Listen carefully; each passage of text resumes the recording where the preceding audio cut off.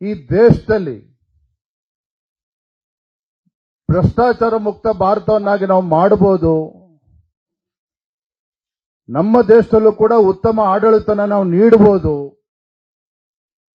ನಮ್ಮ ದೇಶದಲ್ಲೂ ಕೂಡ ಅಭಿವೃದ್ಧಿಯನ್ನ ಕಾಣಬಹುದು ಅಂತಕ್ಕಂಥ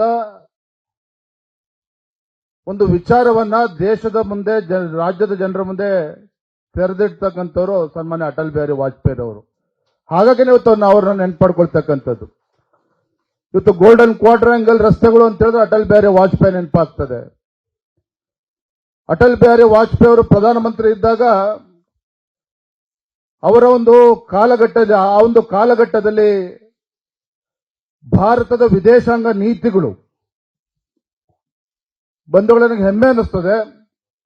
ಬಹುಶಃ ಸ್ವಾತಂತ್ರ್ಯ ಬಂದ ನಂತರ ಭಾರತದಲ್ಲಿ ಅತ್ಯುತ್ತಮ ವಿದೇಶಾಂಗ ನೀತಿಗಳು ಯಾವ ಕಾಲಘಟ್ಟದಲ್ಲಿ ಆಗಿತ್ತು ಅಂತ ಹೇಳಿದ್ರೆ ಅದು ಅಟಲ್ ಬಿಹಾರಿ ವಾಜಪೇಯಿ ಅವರು ದೇಶದ ಪ್ರಧಾನಮಂತ್ರಿ ಇದ್ದಂತ ಸಂದರ್ಭದಲ್ಲಿ ಆಗಿರ್ತಕ್ಕಂಥದ್ದು. ಸುಮಾರು 25ಕ್ಕೂ ಹೆಚ್ಚು ರಾಷ್ಟ್ರಗಳೊಂದಿಗೆ ಉತ್ತಮ ಬಾಂಧವ್ಯ ಇತ್ತು. ಕಾರಣ ಅಂತ ಹೇಳಿದ್ರೆ ನಮ್ಮ ವಿದೇಶಾಂಗದ ನೀತಿಯ ಒಂದು ಪರಿಣಾಮ. ಒಂದು ನವಭಾರತದ ನಿರ್ಮಾಣದ ಕನಸಿನೊಂದು ಬೀಜವನ್ನು ಬಿತ್ತಿದ್ದು ಕೂಡ ಸನ್ಮಾನ್ಯ ಅಟಲ್ ಬಿಹಾರಿ ವಾಜಪೇಯಿ ಅವರು. ಹಾಗಾಗಿ ನಾವು ಇವತ್ತು ಕೂಡ ಅಟಲ್ ಬಿಹಾರಿ ವಾಜಪೇಯಿ ಅವ್ರನ್ನ ನೆನೆಸ್ಕೊಳ್ತೇವೆ. ಅವರ ಆಡಳಿತವನ್ನು ನಾವು ನೆನಪಾಡ್ಕೊಳ್ತೇವೆ.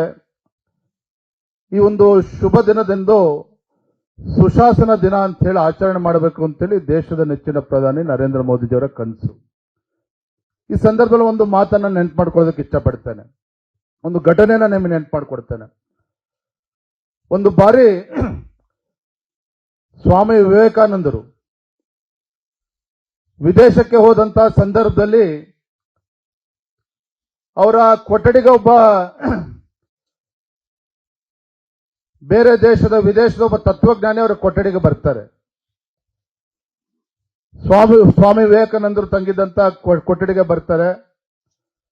ಭಾರತದ ಬಗ್ಗೆ ತಿಳ್ಕೋಬೇಕು ಅಂತಕ್ಕಂಥ ಉತ್ಸುಕತೆ ಇದ್ದಂತ ತತ್ವಜ್ಞಾನಿ ಅವರ ಕೊಠಡಿಗೆ ಬಂದು ಆ ಕೋಣೆಯಲ್ಲಿ ಬಂದು ಕೂತಂತ ಸಂದರ್ಭದಲ್ಲಿ ಹಾಗೆ ಮಾತಾಡ್ತಾ ತತ್ವಜ್ಞಾನಿಯ ಕಣ್ಣು ಆ ಮೂಲೆಯಲ್ಲಿ ಇಟ್ಟಂತ ಪುಸ್ತಕಗಳ ಮೇಲೆ ಹೋಗ್ತದೆ. ಒಂದ್ರ ಮೇಲೆ ಒಂದು ಪುಸ್ತಕಗಳು ಜೋಡಿಸಿಟ್ಟಿರ್ತಾರೆ ಸ್ವಾಮಿ ವಿವೇಕಾನಂದ. ನೋಡಿ ಸಂತೋಷ ಆಗ್ತದೆ. ಆಗ ತತ್ವಜ್ಞಾನಿ ಹೇಳ್ತಾನೆ, ದೇಶ ತತ್ವಜ್ಞಾನಿ ಸ್ವಾಮಿ ವಿವೇಕಾನಂದರಿಗೆ ಹೇಳ್ತಾರೆ, ಸ್ವಾಮಿ ವಿವೇಕಾನಂದರ ನಾನು ಭಾರತದ ಬಗ್ಗೆ ತಿಳ್ಕೋಬೇಕು ಅನ್ನೋ ಉತ್ಸುಕತೆಯಿಂದ ಬಂದೆ. ಆದ್ರೆ ನಿಮ್ಮ ಕೋಣೆಯಲ್ಲಿ ಮೂಲೆಯಲ್ಲಿ ಇರ್ತಕ್ಕಂಥ ಪುಸ್ತಕಗಳನ್ನು ನೋಡಿ ನನಗೆ ಅರಿವಾಯಿತು.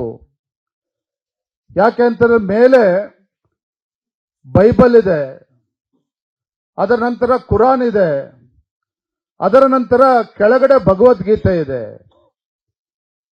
ಭಗವದ್ಗೀತೆ ಕೆಳಗಡೆ ಇದೆ, ಅದ್ರ ಮೇಲೆ ಕುರಾನ್ ಇದೆ, ಅದ್ರ ಮೇಲೆ ಬೈಬಲ್ ಇದೆ. ಹಾಗಾಗಿ ನಾನು ನಿಮ್ಮ ಭಾರತದ ಸಂಸ್ಕೃತಿಯ ತಿಳ್ಕೋಬೇಕು ಅಂತ ಹೇಳಿ ನಿಮ್ಮ ಹತ್ರ ಬಂದಿದ್ದೆ. ಅದ್ರ ಅವಶ್ಯಕತೆ ಇಲ್ಲ ಬಿಡಿ, ನಮ್ದೇ ಶ್ರೇಷ್ಠ ಅನ್ನೋ ಮಾತನ್ನ ಆ ಒಂದು ವಿದೇಶದ ಒಂದು ತತ್ವಜ್ಞಾನಿ ಹೇಳ್ತಾನಂತೆ. ಆಗ ಸ್ವಾಮಿ ವಿವೇಕಾನಂದರು ಹೇಳ್ತಾರೆ, ತತ್ವಜ್ಞಾನಿಗಳೇ ತಾವು ಹೇಳಿರ್ತಕ್ಕಂಥದ್ದು ಸತ್ಯ. ಮೇಲೆ ಬೈಬಲ್ ಇದೆ, ಕುರಾನ್ ಇದೆ, ಕೆಳಗಡೆ ನಮ್ಮ ಭಗವದ್ಗೀತೆ ಇದೆ. ಅದು ತಾವು ತಪ್ಪಾಗಿ ಅರ್ಥೈಸಿಕೊಂಡಿದ್ದೀರಿ. ಮೇಲೆ ಬೈಬಲ್ ಇದೆ, ಕುರಾನ್ ಇದೆ, ಅದರ ಅಡಿಯಲ್ಲಿ ಭಗವದ್ಗೀತೆ ಇದೆ ಅಂತ ಹೇಳಿದ್ರೆ ಅದರ ಅರ್ಥ ಇಡೀ ಜಗತ್ತಿನ ಭಾರವನ್ನ ತಡಿತಕ್ಕಂಥ ಶಕ್ತಿ ಭಾರತದ ಸಂಸ್ಕೃತಿಗಿದೆ, ಭಾರತದ ಪರಂಪರೆಗಿದೆ.